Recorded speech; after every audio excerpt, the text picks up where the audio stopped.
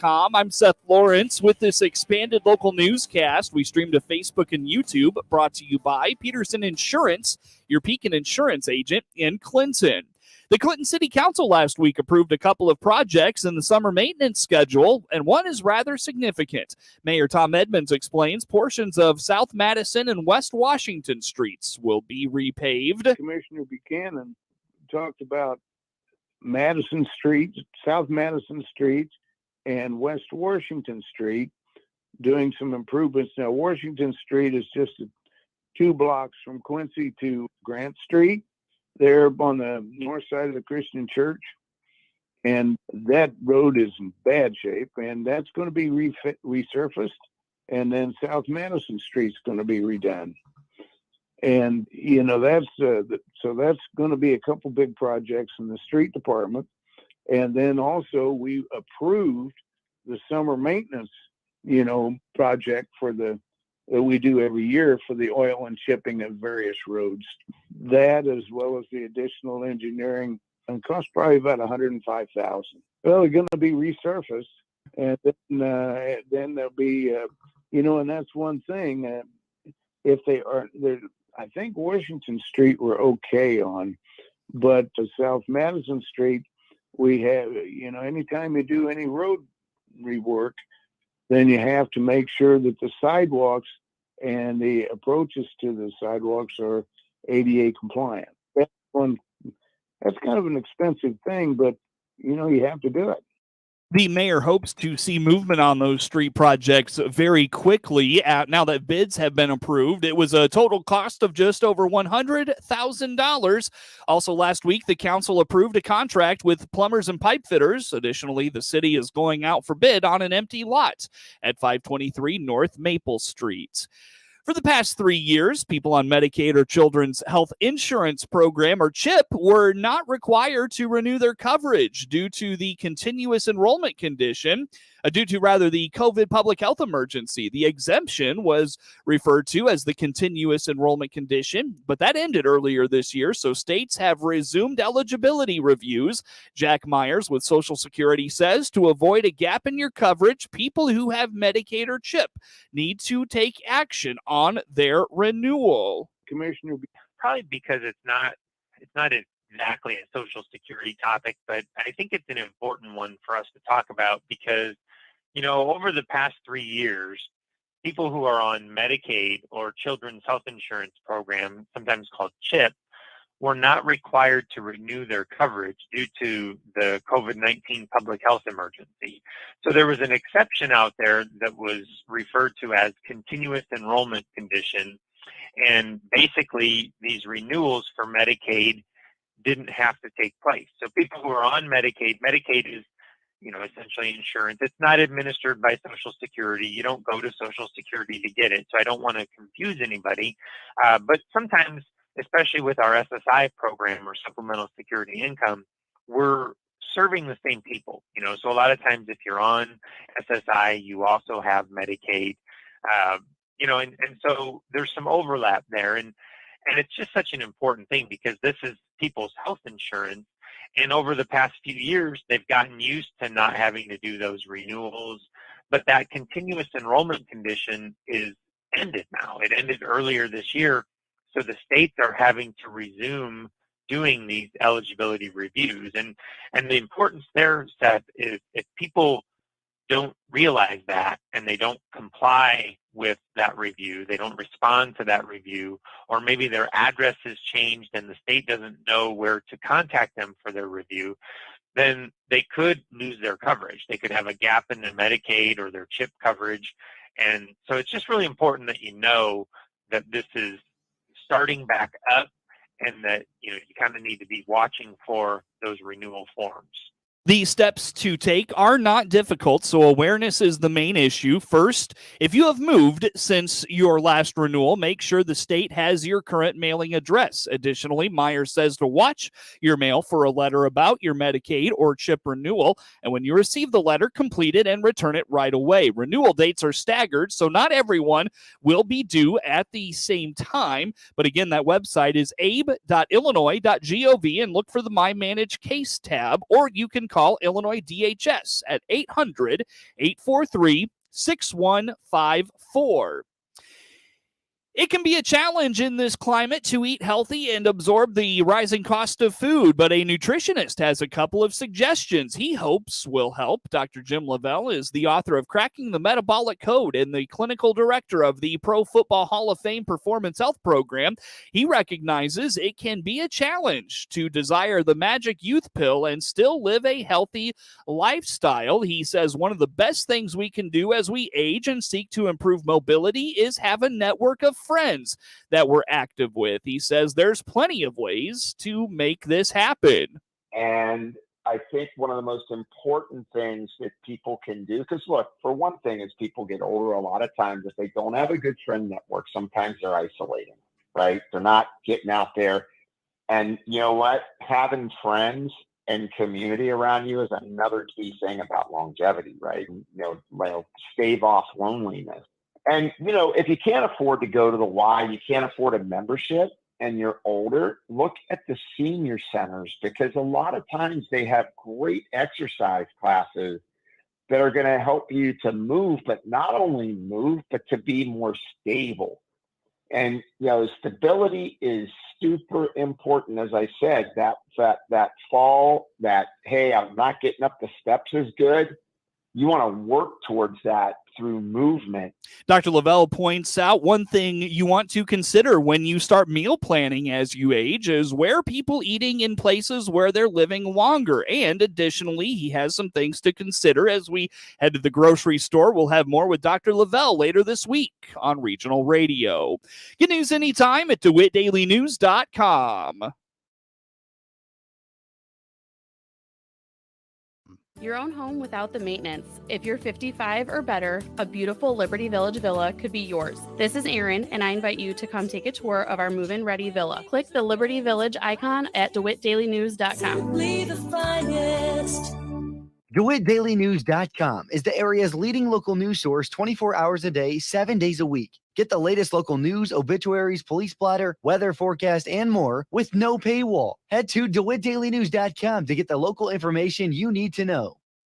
Hey everybody, Buddy Wilson here, your new country financial agent in Clinton. It's no secret that rates are going up industry-wide. With weather challenges nationwide last year and rate increases held up due to COVID pandemic, carriers, including Country Financial, are raising rates. While we can't do anything about the rate increases, we can soften the blow by revising your existing coverage to see how we can help. And remember, we offer personal service you can expect and deserve from a local agent. Come see me, Buddy Wilson, your new Country Financial agent in Clinton, where personal service is priority number one. Time now for a look at sports. I'm Seth Lawrence with this report. A 6-win Washington football team was very young last year, and in his final season at the helm of the program, Coach Darryl Crouch really likes the team he has this season. Coach Crouch will retire at the end of the year from coaching and believes last year's team that was very young and still won 6 games had a great summer and is poised for a good year in the fall of 2023. It was, a big challenge. We only returned a small senior class. I think our senior class this year is like 27 maybe. Last year's senior class was probably around 13, so really small for us. And felt like our kids, like we put them in, every year we put them into a non-con schedule that's really tough. We played Kankakee week 2, who was ranked number 2 at that point. We played, trying to think, our week 1 opponent was from down south. They were ranked 5 when we played them. So our schedule was pretty front-loaded. We played week 4, Pekin, who I think at that point was ranked 6th or 5th in 7A. Mm-hmm. So we started off with a really tough schedule. I felt like our kids got better week to week, worked really hard for us. Oh, it was violent. With the teams we played definitely showed what we had to do. We replaced a few starters along the way in those first 3 weeks and started a really young team. And we started along the way last year 2 freshmen at wide receiver and at offensive tackle, and full of sophomores and juniors. So this year, we have all those guys back except for 3 starters really. So I think pretty good job in the weight room off season, and then really good job just of them going and competing in other sports and competing for conference championships, which is, you want that competitive edge, and you want guys that want to go win and go play. So that part, I think, went really well. And then we rolled into summer, and with the new rules, we had our 4 dates that we could go with other teams. We went to ISU team camp for a day, Princeton for a day. They came down, Bloomington High, and then we went over to Eureka College for our 4th date and went with got to see some kids now, a year removed from last year when they're, like I would call them babies at that point. They're getting thrown into some pretty big roles, and I thought our front 7 looked really great this summer everywhere we went. We'll replace our QB, and he's done well, and we've got a little bit of competition there, but I think it's going to end up being Tyler Humphrey, and he's done really well in the summer session. And then we had one of our transfer kids leave to go to Bolingbrook, one of our freshman wide receivers that was in Chicago Boom, and I think got kind of recruited up to that area. When he left, we found another kid out of his freshman class, James Johnson, that's been really a good surprise this summer. Just a big basketball player, possession receiver. So it's helped with some kids that get looks, that you don't get time when we start next week. It's not about like much player development as it is in the summer. Like, you got to kind of find your guys and go with them for the most part. But I think summer was beneficial. That being able to go the 11-on-11 was a huge benefit. I feel really good coming out of that. We'll see. Like, when we start off again with the tough schedule, we picked up Canelan for Highland. Canelan's usually a playoff team. They have a pretty good core coming back from there, and then we're going to play Kankakee again. So that's 2, really tough teams to challenge us weeks 1 and 2. Offensively, Coach Crouch likes to control the clock and run the football, but they will spread the field, especially with the athleticism they have at the receiver position this year. So it depends a little bit on, like, if we play a team that's a high-scoring team, we're going to try to control the clock and control the ball a little bit just to help out the defensive side. But really, we love to run the ball, and we still love to get into 4 wideout sets and throw the ball as well, as long as we get a guy that can throw the rock. Our receiver core, I think, will still be pretty talented this year. And then our tailbacks are the same, catching the ball out of the backfield. So we like to get the ball in their hands as well. Even when we're in, like, our tight end sets, getting the ball to the tight end a little bit. Worked that this summer. We run a series that we just call Sucker. Our fullback shoots in the flat, and then our tight end drags across. And our Qs are so quick to pull the trigger and take the easy 4-yard, like, fullback in the flat. They don't wait for our tight end. Our tight end's usually going to be a 12 to 15-yard gain if they're just a little bit patient, let him get through all the mess into the window and hit him. So we worked on that just to try to get in their hands, because those guys are both big play guys. Especially Cox, that'll be a senior. Garrett Cox he can run pretty well for being a bigger kid. And then Trina is just a really big kid, and he's probably 6'2", 220 tight end DN. So he's not going to run away from you, but he's going to be a little bit hard to haul down to in your secondary. And with our receivers outside of James Johnson, they're smaller, quicker guys, so you can get some mismatches there. Really just focusing to be able to throw that ball and get it to them with our QBs and reads. I think that's one of the things we'll work on early next week when we can't do anything when we're back in helmets, because I think there's still some improvement to be made there. Coach Crouch began his tenure as the football coach at Washington in 2005.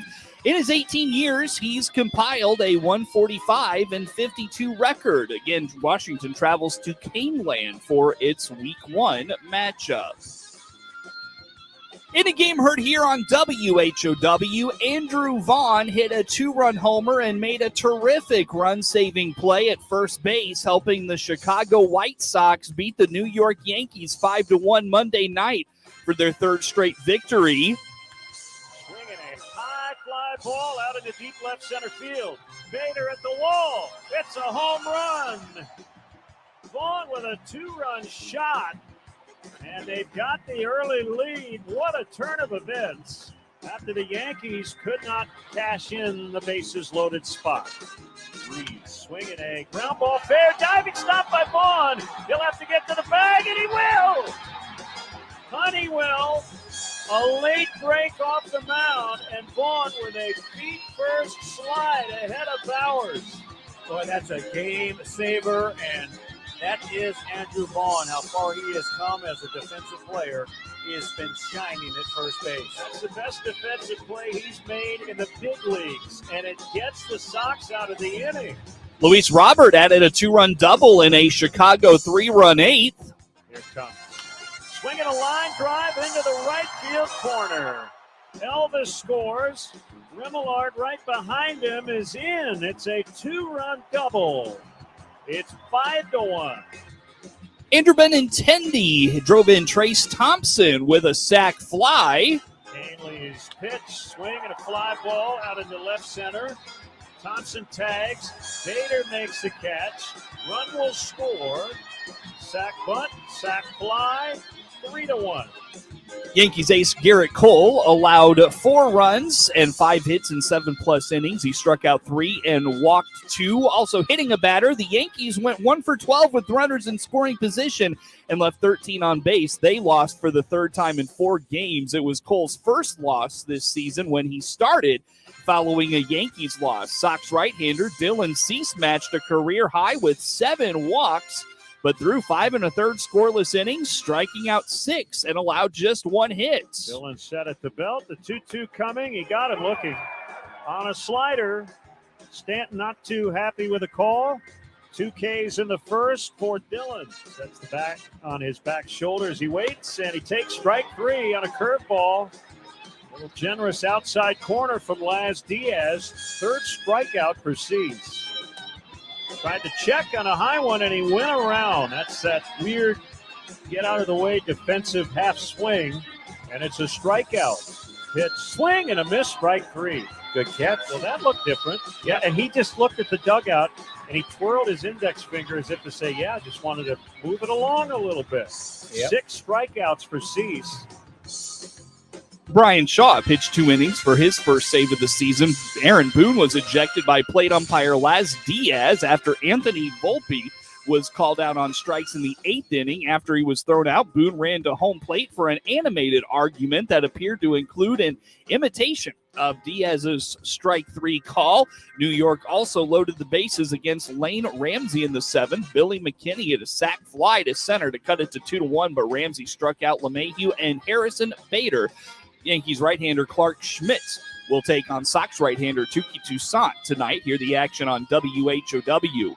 Pete Alonso homered in consecutive at-bats and tied a career high with 6 RBIs as the New York Mets withstood a long rain delay and snapped a 6-game losing streak Monday night with an 11-2 rout of the Chicago Cubs. Kota Senga allowed 2 runs and 7 hits in 6 innings for his first victory since July 5th and his first at home since May 30th in their first game home since trading Justin Verlander, Mark Canha, and Tommy Pham at last week's trade deadline. The Mets avoided matching their longest skid of the season. New York dropped 7 straight between June 2nd and 9th as it fell under 500. Cody Bellinger hit 2 RBIs for the playoff contending Cubs, who lost only for the 5th time in 20 games. Chicago entered leading the majors in batting average since the All-Star break. Alonso connected in the 1st and 3rd innings against Drew Smyly. It was his 4th multi-homer game of the year and 3rd since the All-Star break. The first baseman also got his 18th career multi-homer game to move into sole possession of 3rd on New York's career list behind Darryl Strawberry and former captain David Wright. Alonso's first homer carried over the left center field wall for a 3-run shot that put the Mets up 3-0 in the first. His 2-run shot carried to center to make it 5-1. Those were also Alonso's 3rd and 4th homers in 14 career at-bats against Smyly, and the slugger has 13 homers in 25 games against the Cubs. Alonso's big night continued his recent resurgence. He was hitting just $137 in 26 games after returning from a wrist injury June 18th, but is now hitting .339 in his last 16 games with 7 homers and 20 RBIs. Senga came out to start the 7th in a heavy rain, but was pulled before throwing a pitch because of the wet mound. The game was then delayed several minutes as Senga threw warm-ups, slipped throwing a pitch, and manager Buck Showalter came out twice. After Showalter's second trip, Senga was pulled and the grounds crew quickly put the tarp on the field. Following a rain delay of 2 hours and 9 minutes, Danny Mendick hit a 3-run homer in the 7th, and Alonso hit an RBI single in the 8th on a 44-mile-per-hour eephus from catcher Tucker Barnhart. It was the second time Alonso drove in 6. Before the delay, the Mets scored twice in the 6th on a bases-loaded walk by Jonathan Arias and a double-play grounder by Brandon Nimmo that scored Jeff McNeil. Smiley tied a season high by allowing 7 runs. He gave up 8 hits and 5+ innings for his first career loss against the Mets. The left-hander had been 4-0 with a 2.17 ERA in 7 previous appearances against the Mets. Cubs right-hander Jameson Taillon opposes Carlos Carrasco in tonight's matchup. Taillon is 4-0 with a 2.08 ERA in his last 5 starts. Tim Anderson's decision to pick a fight with Jose Ramirez cost him more than a sore jaw. The Chicago shortstop was suspended 6 games. Ramirez suspended 3 by Major League Baseball for throwing punches and touching off a lengthy wild brawl between the Sox and Guardians Saturday night. Baseball announced the decision for Anderson and Ramirez Monday, along with other suspensions and fines following one of baseball's ugliest fights in several years. Cleveland manager Terry Francona, Guardians closer Emmanuel Clace, and third base coach Mike Sarbaugh have been suspended for a game. Chicago manager Pedro Grifol was suspended a game. In addition, Sox pitcher Michael Kopech and Guardians rookie Gabriel Arias have been fined an undisclosed amount for their altercations. This is Anderson's 3rd suspension since 2019. Chris Buescher won his 2nd straight NASCAR Cup race, holding off points leader Martin Truex Jr. late in the Firekeepers 400 Monday, and surges with his top performance towards the end of the regular season. Denny Hamlin came in 3rd. Brad Keselowski and Team RFK owner came in 4th, followed by Kyle Larson. The series now shifts to the Indianapolis Road Course, where Tyler Reddick won last year for the Verizon 200 on Sunday. Get sports anytime at DeWittDailyNews.com. There's an internet service that's faster and better than cable, faster and better than wireless, and it's coming to Clinton. Connexus is building a fiber internet network in Clinton with service available later this year. Get local, reliable, affordable, and speed of light fiber internet service from Connexus for just $45 a month for 1 gig speed your first year and $65 a month thereafter. Get yourself on the install list for gig fiber internet in Clinton by clicking the Connexus icon at DeWittDailyNews.com. Fiber internet is coming to Clinton. Get on the install list now. ServPro.